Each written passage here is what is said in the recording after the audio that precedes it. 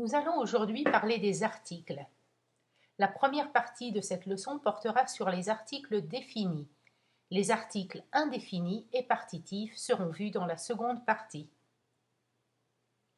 Les articles définis sont le ou l' pour les noms masculins singuliers, la ou l' pour les noms féminins singuliers et les pour les noms pluriels. L' est utilisé à la place de le et de la pour les noms singuliers commençant par un H dit muet. Exemple, l'hôtel, l'hôpital, l'homme.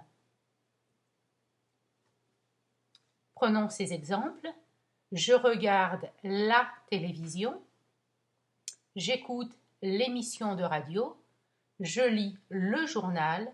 Je feuillette les magazines. La devant télévision parce que télévision est un nom féminin singulier. L'émission L' parce que émission commence avec une voyelle. Le devant journal parce que journal est un nom masculin singulier. Et enfin, les devant magazine parce que magazine est un nom pluriel. L'article défini se traduit par l'anglais the. La différence entre les deux, c'est qu'on utilise l'article défini français beaucoup plus souvent qu'on utilise the en anglais.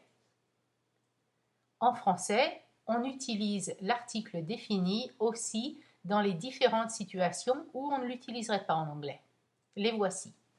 A. Pour exprimer une valeur générale ou avec des idées abstraites. Par exemple, l'argent ne fait pas le bonheur. Money doesn't bring happiness.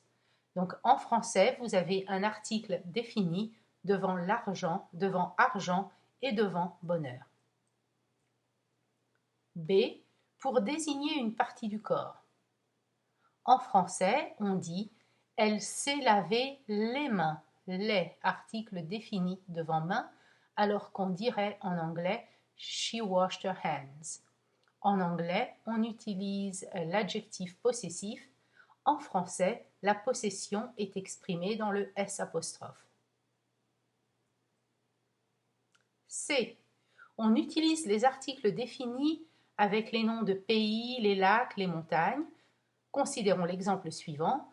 Le lac Léman s'appelle Lake Geneva en anglais.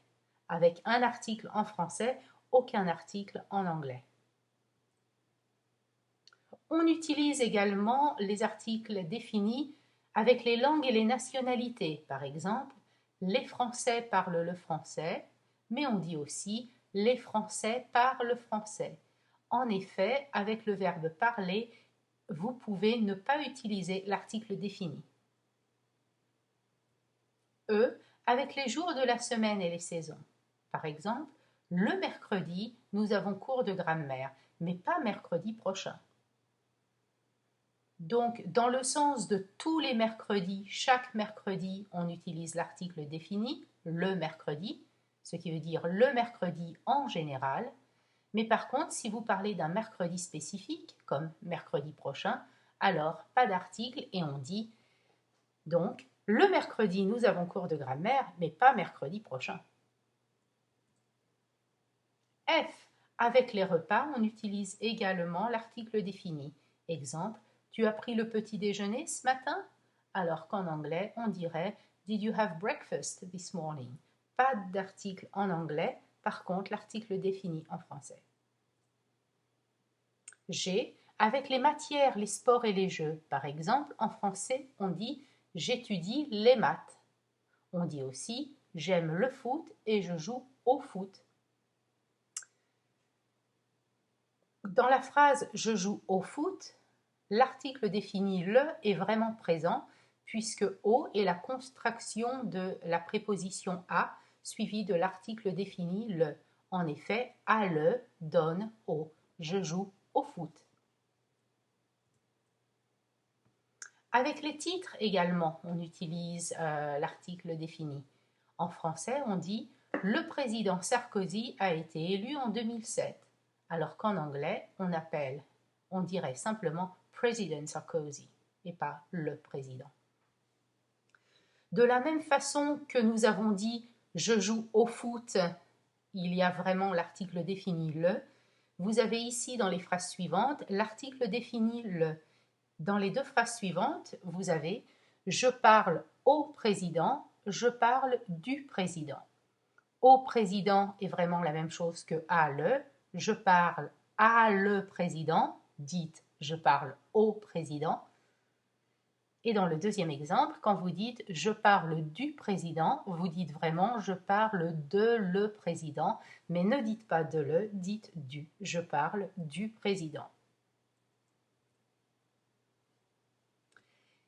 Et enfin, après certains verbes comme aimer, adorer, détester, préférer, on utilise l'article défini. Par exemple, je déteste le lait, mais j'adore l'eau.